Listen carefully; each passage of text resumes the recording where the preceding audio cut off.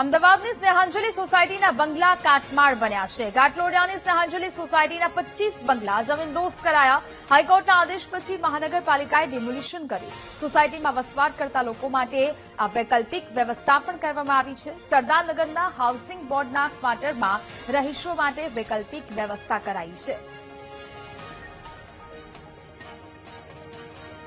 પાછળ જે કાટમાળ આવેલો છે તે કોઈ સામાન્ય સોસાયટી નહીં, પરંતુ થલતેજ વિસ્તારની 2 કરોડ રૂપિયાના એક બંગલાવાળી જે સ્નેહાંજલિ સોસાયટી છે તેનો કાટમાળ છે તે આ જોવા મળી રહ્યો છે। મહત્વની વાત છે કે સ્નેહાંજલિ સોસાયટી જે ગેરકાયદેસર રીતના બનાવવામાં આવી હતી તેને કોર્પોરેશન દ્વારા તોડી પાડવામાં છે તે આવી છે। એક બંગલાની કિંમત અંદાજે 2 કરોડ રૂપિયા જેટલી આંકવામાં આવી રહી છે। ખાસ કરીને જ્યારે આ જગ્યા ખાલી કરવા માટે કોર્પોરેશન દ્વારા રહીશોને નોટિસ આપવામાં આવી ત્યારે રહીશો દ્વારા ભારે હોબાળો છે તે કરવામાં આવ્યો હતો। બિલ્ડર અને કોર્પોરેશનનો ઘેરાવ પણ છે તે સ્થાનિકો દ્વારા કરવામાં આવ્યો હતો। મહત્વની વાત છે કે સમગ્ર મામલો હાઈકોર્ટ સુધી પહોંચ્યો હતો અને હાઈકોર્ટના આદેશ બાદ છે તે આ તમામ જે સોસાયટી છે તેને તોડી પાડવા માટેની કામગીરી છે તે શરૂ કરવામાં આવી છે। હાલ આ સોસાયટીની અંદર સ્નેહાંજલિ સોસાયટીની અંદર 25 જેટલા બંગલો છે તે આવેલા છે અને તમામ બંગલોને હાલ તોડી પાડવામાં આવી રહ્યા છે। ખાસ કરીને 2 દિવસથી